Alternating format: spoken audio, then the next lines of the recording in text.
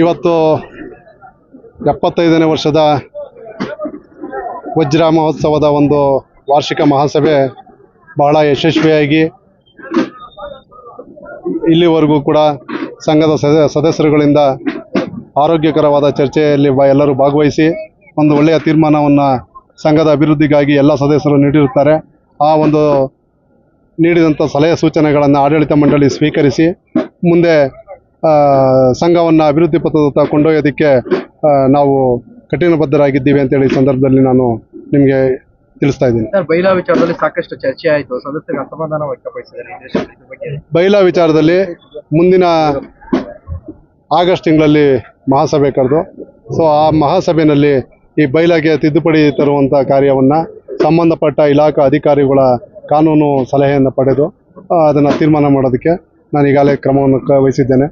ನಿರ್ದೇಶಕರಿಗೆ ನೋಟಿಸ್ ಹೋಗಿಲ್ಲ ಅಂತ ಸಿಕ್ಕಾಪಟ್ಟೆ ಚರ್ಚೆ ಆಯಿತು, ಯಾಕೆ ಎಲ್ಲ ನಿರ್ದೇಶಕರು ಎಲ್ಲ ಸದಸ್ಯರುಗಳಿಗೂ 2200-300 ನೋಟಿಸನ್ನು ನಾವೇ ಪೋಸ್ಟ್ ಆಫೀಸ್ಗೆ ಹೋಗಿ ನಾನೇ ಅವರ ಅಡ್ರೆಸ್ ಅಂಟಿಸಿರ್ತಕ್ಕಂಥ ಪ್ರತಿಯನ್ನು ನಮ್ಮ ಸಿಬ್ಬಂದಿ ಜೊತೆನಲ್ಲಿ ಹೋಗಿ ಪೋಸ್ಟನ್ನು ಮಾಡಿ ಬಂದಿದ್ದೇನೆ.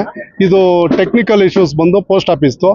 ಈ ಒಂದು ಸಂದರ್ಭದಲ್ಲಿ ಸೆಪ್ಟೆಂಬರ್ ತಿಂಗಳಲ್ಲಿ ಎಲ್ಲ ಸಂಘ ಸಂಸ್ಥೆಗಳ ವಾರ್ಷಿಕ ಮಹಾಸಭೆ ನಡೀತಾ ಇರ್ತದೆ.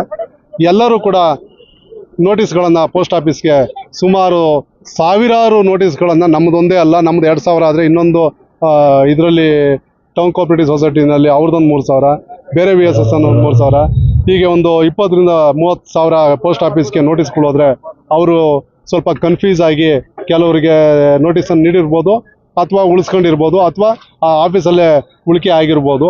ಅದು ಅವರ ಇಲಾಖೆಗೆ ಸಂಬಂಧಪಟ್ಟಂಥ ಟೆಕ್ನಿಕಲ್ ಇಶ್ಯೂಸ್. ಇದು ಅದು ನಮಗೆ ಸಂಬಂಧಪಟ್ಟಿದ್ದ ವಿಚಾರ ಅಲ್ಲ. ನಿಮ್ಮ ಸದಸ್ಯರಲ್ಲಿ ಭಿನ್ನಾಭಿಪ್ರಾಯ ಇಲ್ಲ? ಯಾವ ಸದಸ್ಯರಲ್ಲೂ ಯಾವ ಭಿನ್ನಾಭಿಪ್ರಾಯನೂ ಇಲ್ಲ. ನಾವೆಲ್ಲ ಅನ್ಯೋನ್ಯವಾಗಿದ್ದೀವಿ, ಎಲ್ಲ ನಿರ್ದೇಶಕರು ಜೊತೆಯಾಗಿದ್ದೀವಿ, ಜೊತೆಗೆ ಹೋಗ್ತೀವಿ, ಜೊತೆಯಾಗಿ ನಾವು ಸಂಘದ ಅಭಿವೃದ್ಧಿಯನ್ನು ಮಾಡ್ತೀವಿ. ಯಾವ ಗದ್ದಲಕ್ಕೆ? ಯಾವುದು ಗದ್ದಲ? ಈ JR ಮತ್ತು DR ಆದೇಶದ ಪ್ರತಿ ದಿನಾಂಕ ಕೆಲವು ನೋಡ್ದೇ ಈ ಒಂದು ಗದ್ದಲಕ್ಕೆ ಮಾನ್ಯ ಸದಸ್ಯರುಗಳು ಕಾರಣ ಮಾಡ್ಕೊಂಡ್ರು. ಇದು ಆದೇಶ ಸರಿಯಾಗಿದೆ. ಆದೇಶನ ಇವಾಗೇನು ಓದಿ ಹೇಳಿದ್ದಾರೆ, ಆ ಆದೇಶನ ವಜಾ ಆಗಿದೆ, ಬೇರೆ ಆದೇಶ ಆಗಿದೆ. ಆ ಆದೇಶದ ಕಾಪಿ ಇವರು ನೋಡಿಲ್ಲ, ಹಂಗಾಗಿ ಗೊಂದಲ ಆಗಿದೆ ಅಷ್ಟೇ. ಈ ವರ್ಷದಲ್ಲಿ ಲಾಭಾಂಶ ಕಮ್ಮಿ ಬಂತು ಅಂತ ಮತ್ತೆ? ಹೌದು, ಲಾಭಾಂಶ ಕಮ್ಮಿ ಬರೋದಕ್ಕೆ ಕರ್ನಾಟಕ ಸರ್ಕಾರ ಅಥವಾ ಕೇಂದ್ರ ಸರ್ಕಾರದಿಂದ ಒಂದು ಪ್ರತಿ ಕಾರ್ಡ್ಗೆ 10 kg ಅಕ್ಕಿ ನೀಡಬೇಕಾಗಿತ್ತು ಕಾರ್ಡ್ದಾರಿಗೆ.